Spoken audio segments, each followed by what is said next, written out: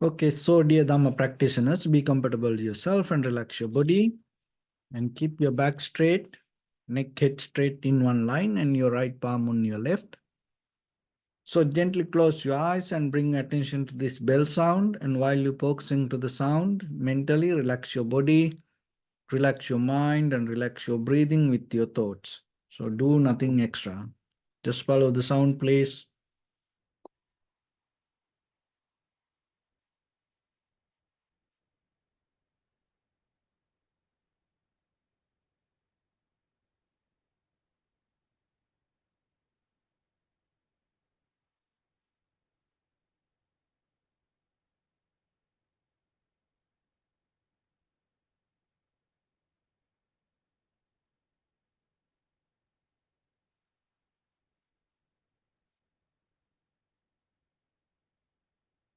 Namo tassa bhagavato arahato samma sambuddhassa.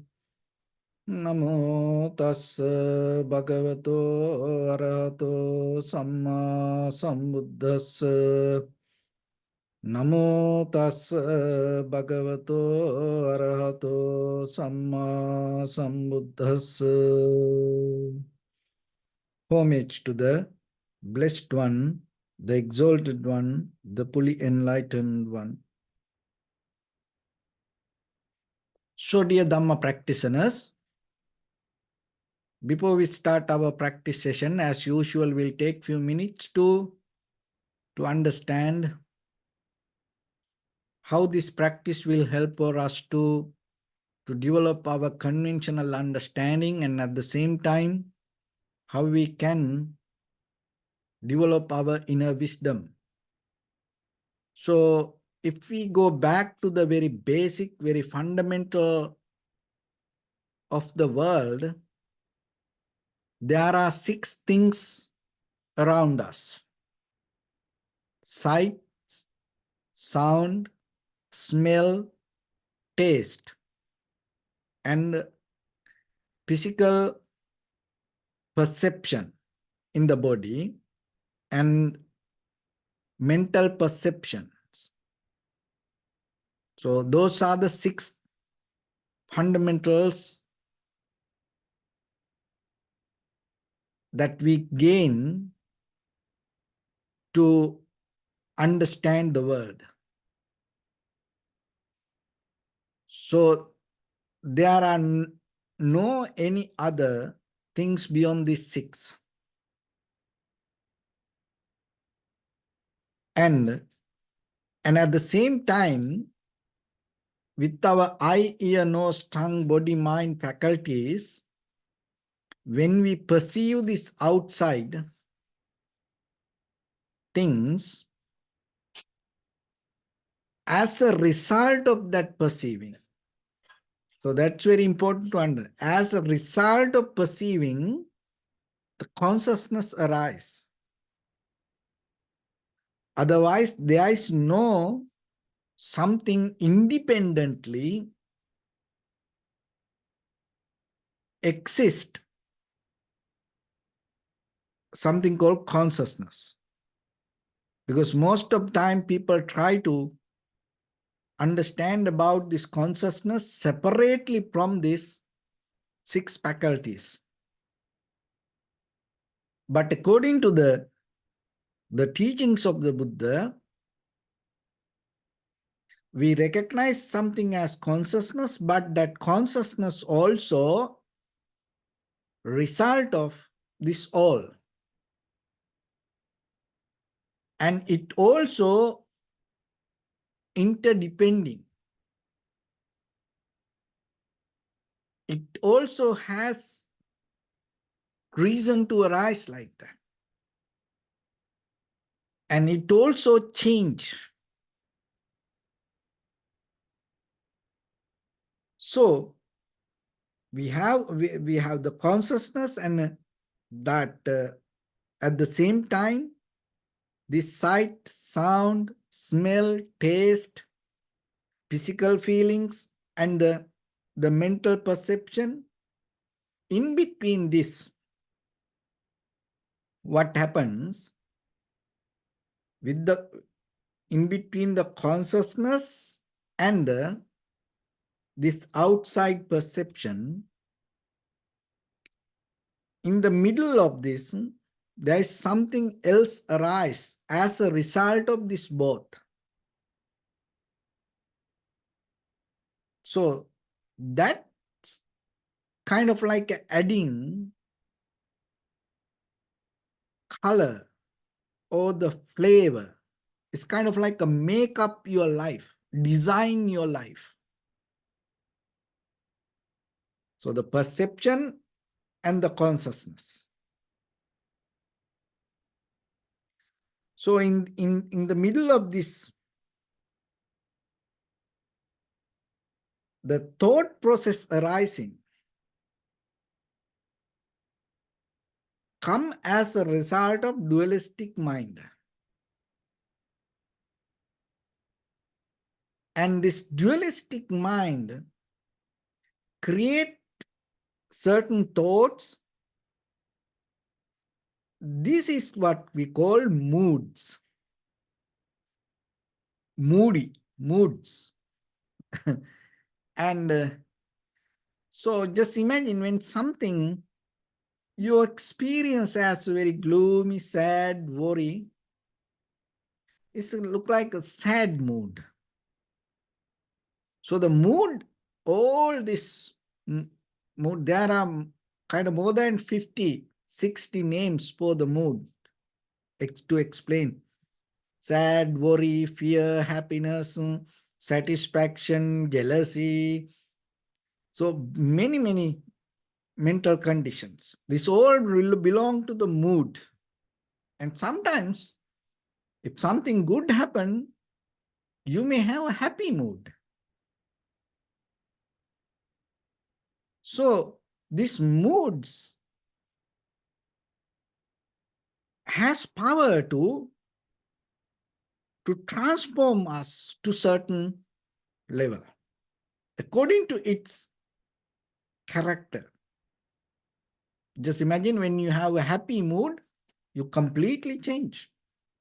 And when you have a sad mood, then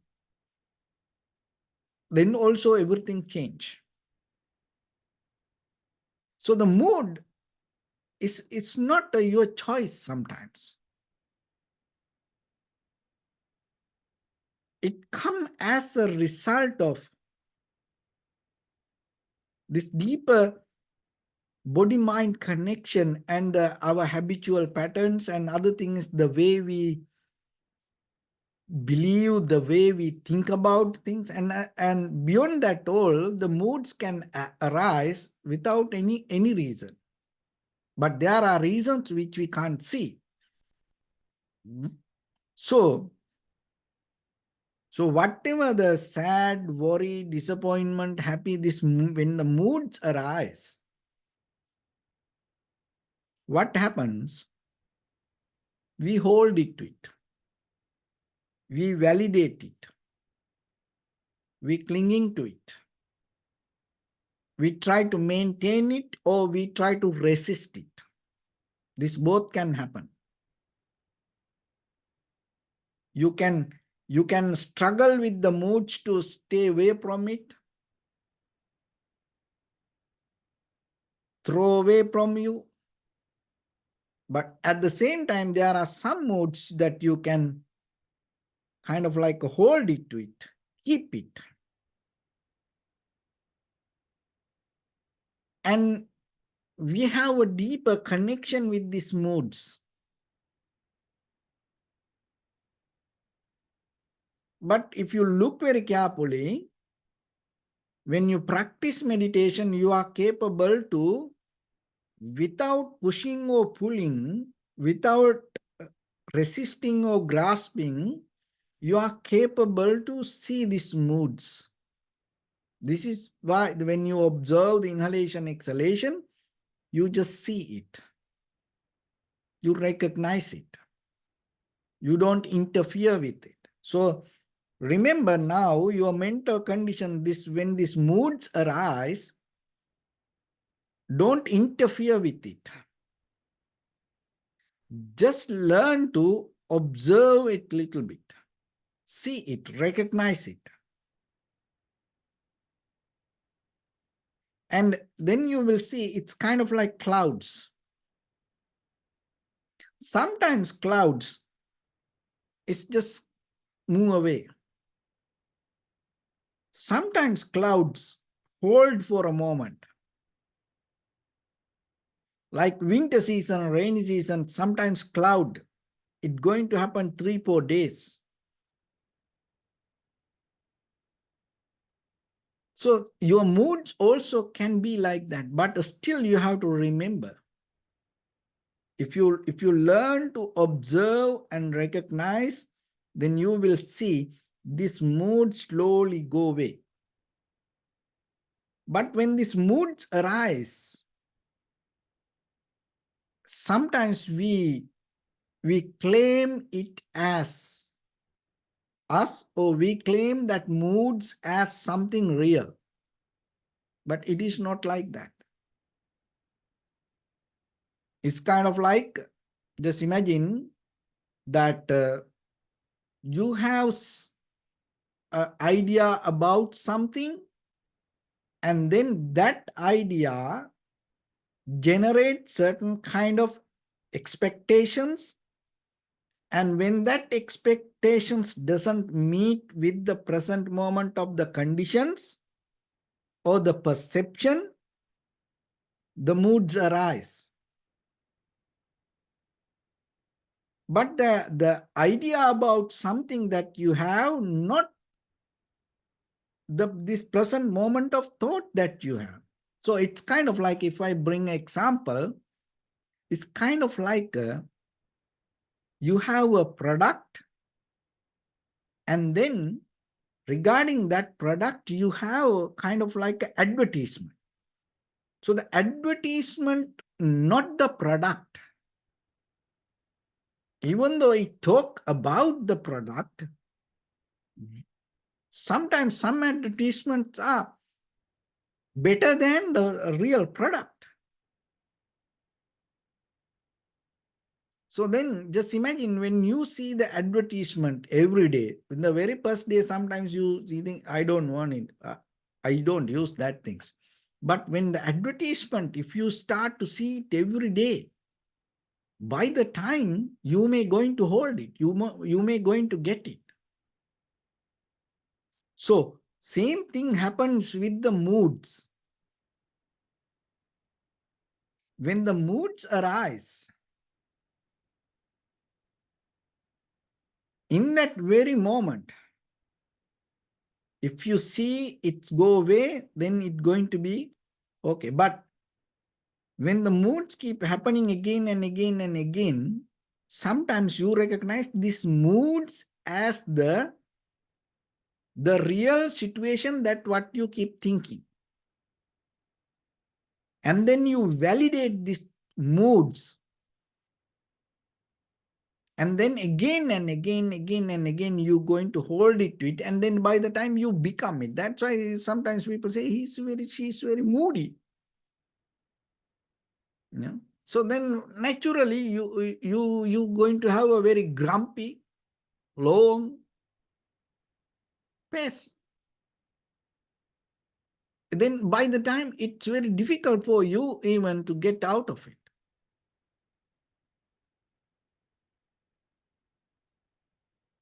So what you need to do,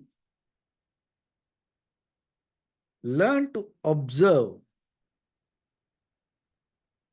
And when you observe little by little, you will see moods arise. In between the consciousness and the perception. So the moods arise, just recognize it, accept it. Don't try to reject it or don't try to hold it. Just let it be. It is not your invitation. So just let it be and just watch it a little bit. And then 3 things can happen. That moody feelings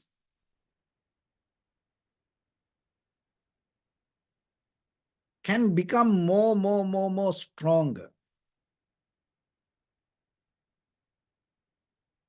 Or it may remain for a certain time period, kind of like the same way. Or maybe it slowly go away. Those are the three things can happen to the moods. So if you observe, then you see it. Little by little, then you recognize that all change.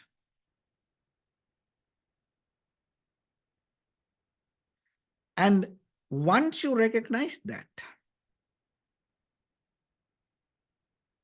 the whatever arises as your mental qualities, mental factors, you're not going to maintain it.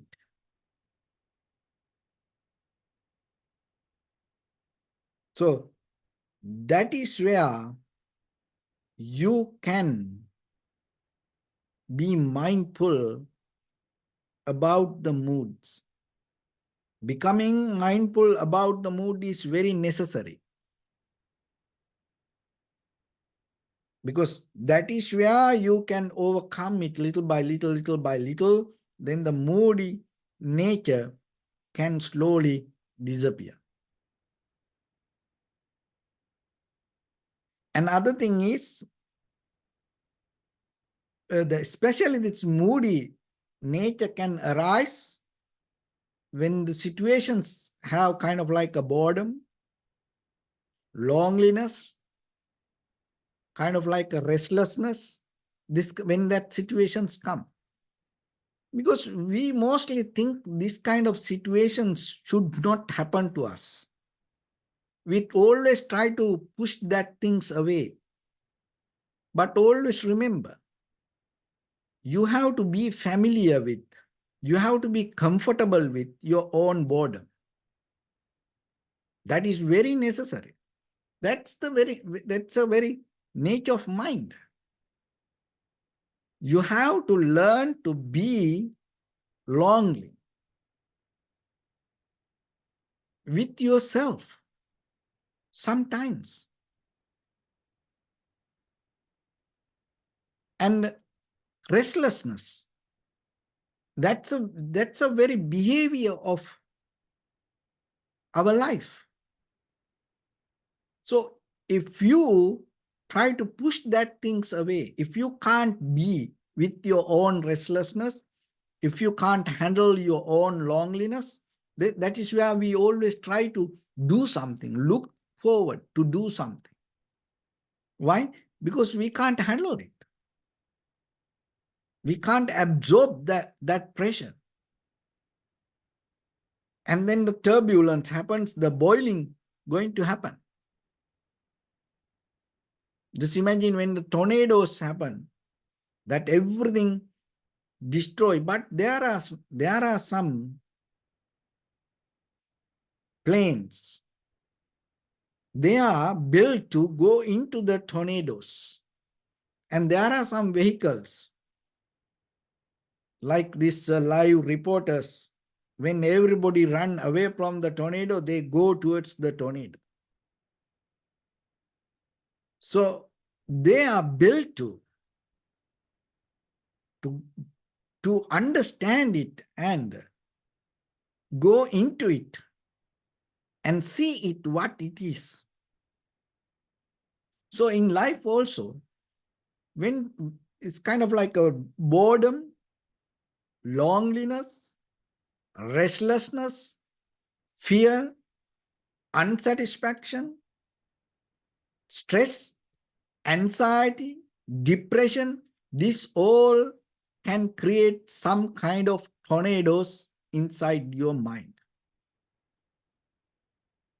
It can take you kind of like an endless roller coaster. So if you can't handle that, you have no idea, no one can tell where it's going to end.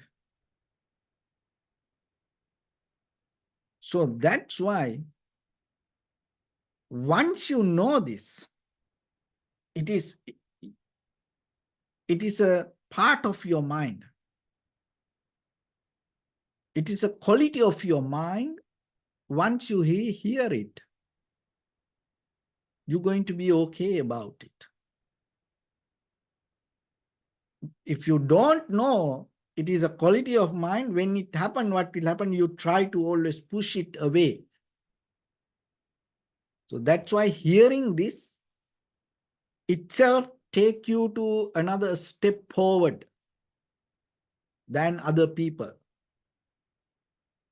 You are already, just hearing this, you are already move forward. The same thing with the suffering. The life is suffering, period. So when you hear that,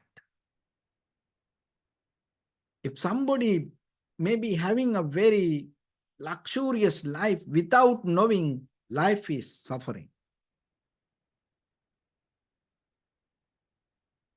but if you heard it, at least you heard it, you are more far away, better than that luxurious person.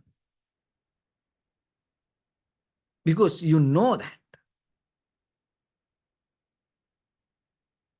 So that's why it's not you doing something about it. Don't try to think that way. First try to know. The knowing, for some things, certain things, knowing itself is the reaction for that situation. Just knowing. That doesn't mean you try to, it's not, doesn't mean you are trying to do something. No.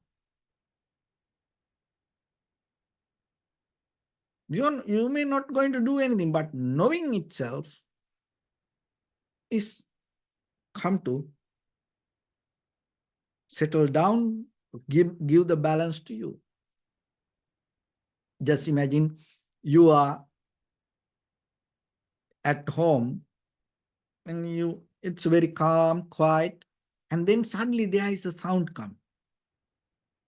Somebody hitting something or kind of like that. Then you become wonder, what is that? From where this come? See, that wonder mind come. And then you start to look. You have the doubt. You start to look here and there.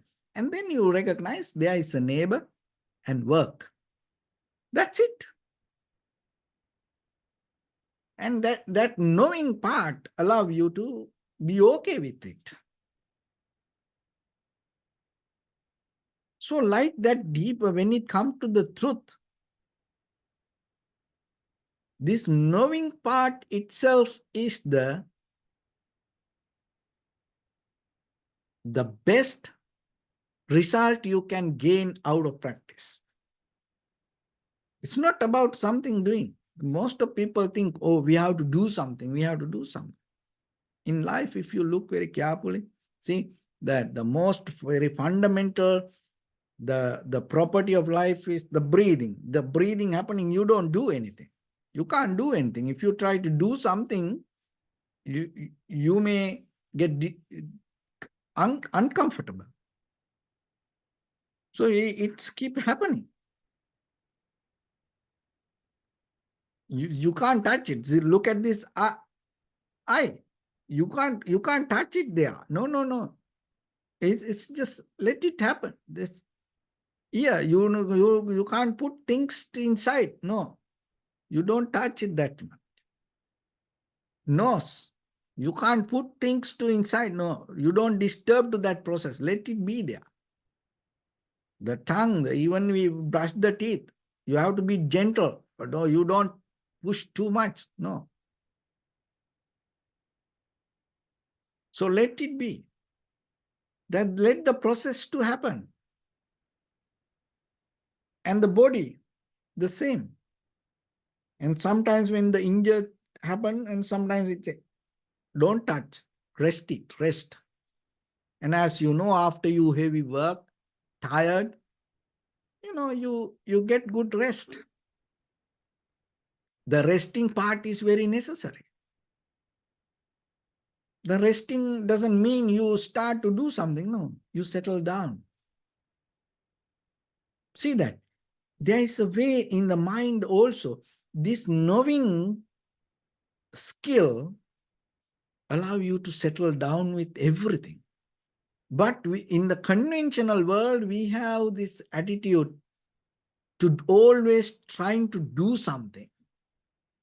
That is where that our desires keep pushing us forward.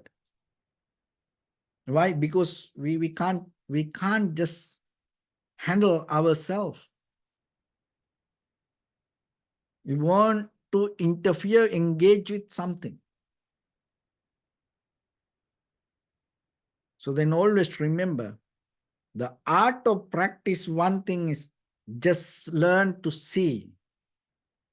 So learn to see this mental behavior, mental qualities. Learn to see your mood.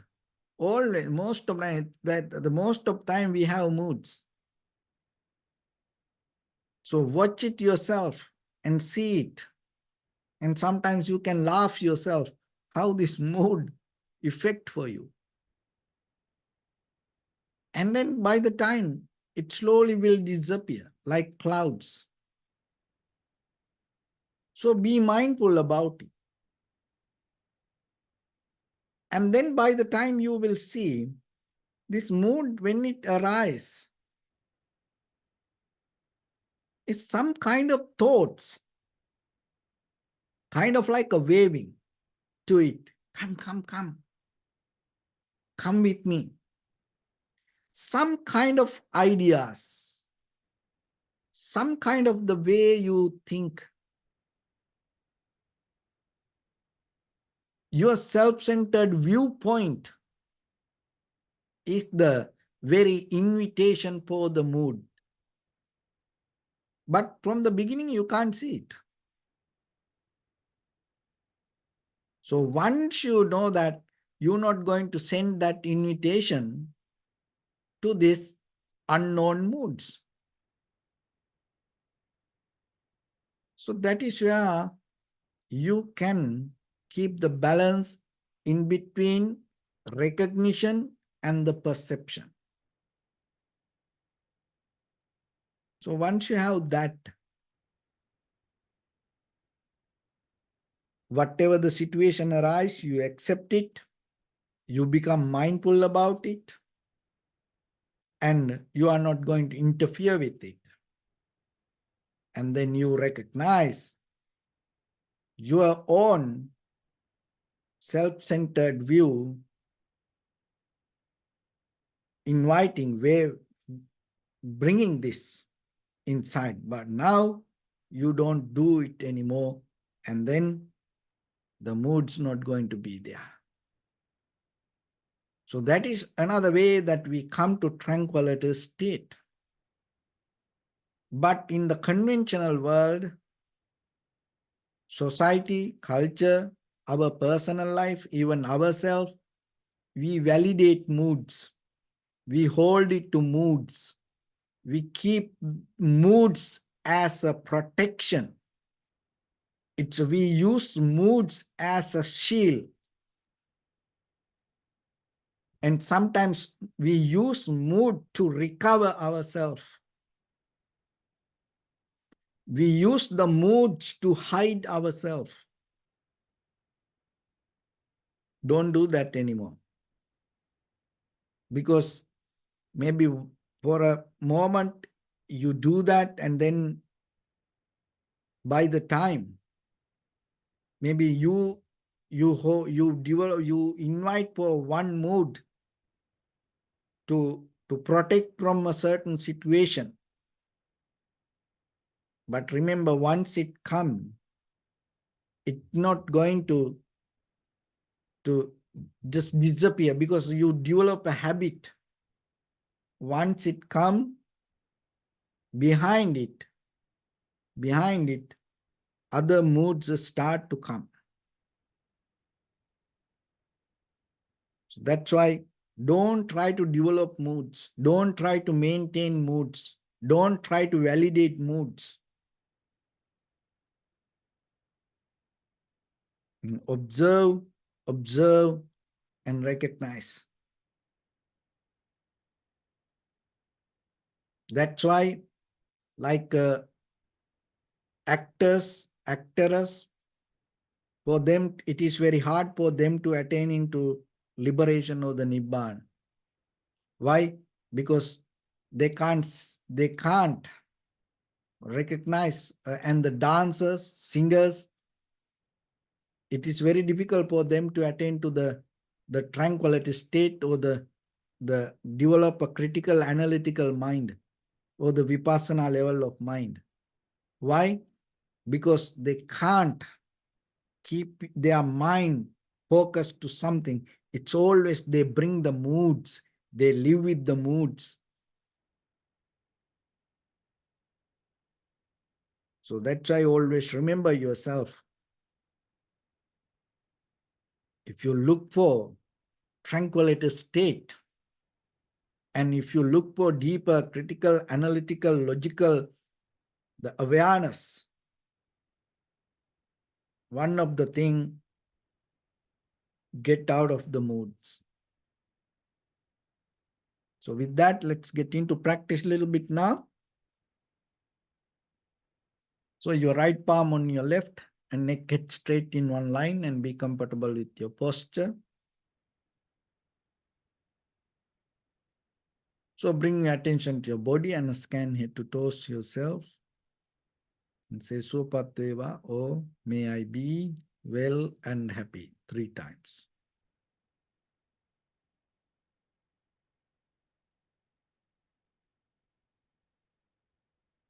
Take a moment and think. We gathered here in this moment to practice this ancient meditation technique. All the Buddhas, all the enlightened masters followed this path and achieved wisdom. So we also gathered here to accumulate that knowledge.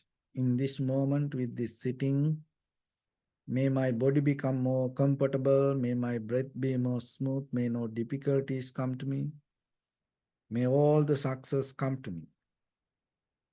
Also think for a moment, this is the last moment we are spending in this very lifetime, and detach your mind from all your past memories and as well as any kind of future thoughts. Just try to remain in the present moment, observing the sensation of your inhalation and exhalation.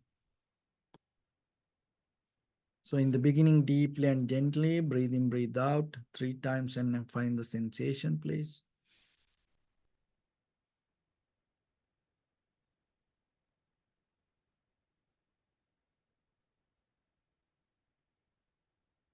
And allow your inhalations, exhalations happen itself. When it happens, just recognize it, do nothing extra.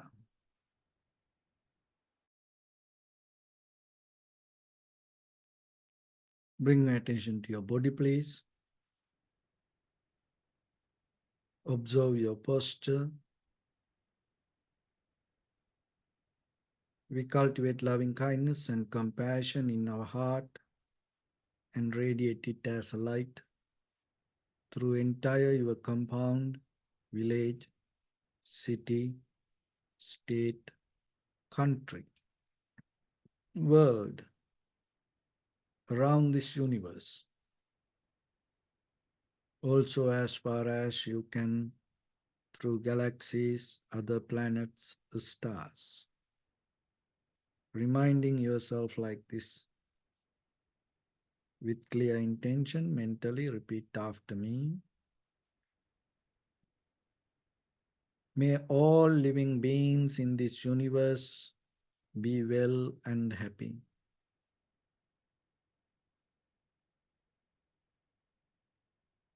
May everyone be happy and safe. And may their hearts be filled with joy.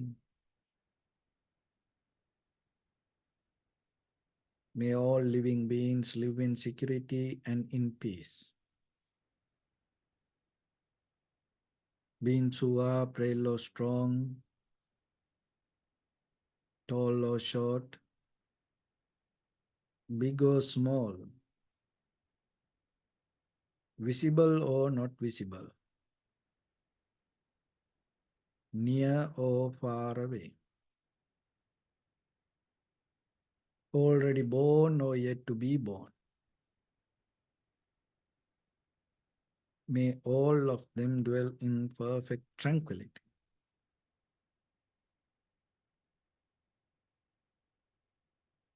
Let no one do harm to anyone.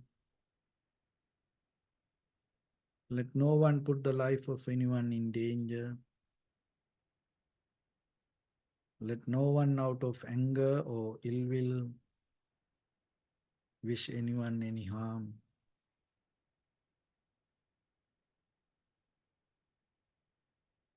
Expand the loving kindness and compassion beginning from your heart forward.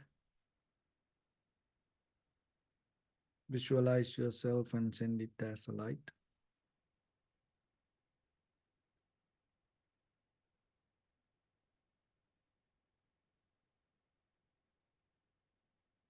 Your backside,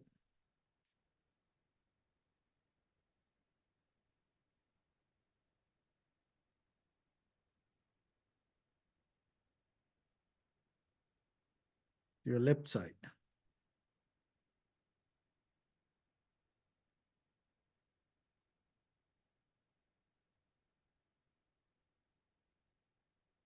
and to your right side.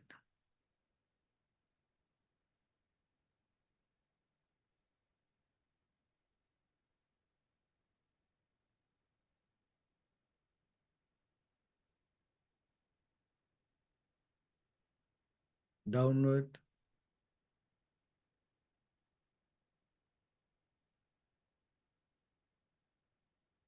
and upward.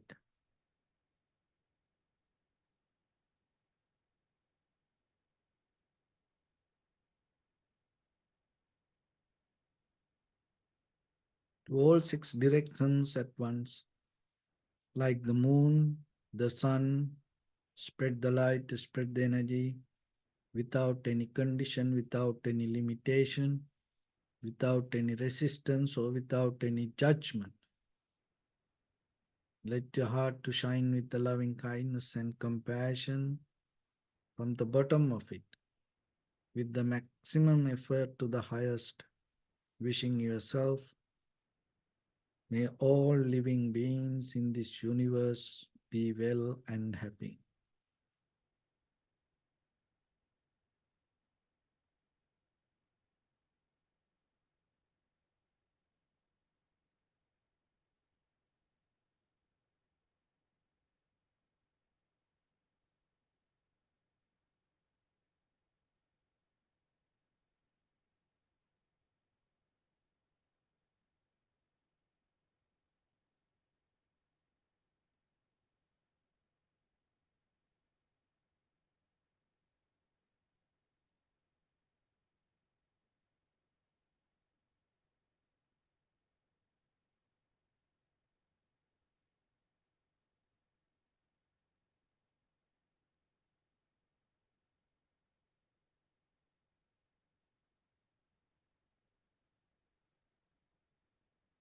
Say sadhu, sadhu, sadhu.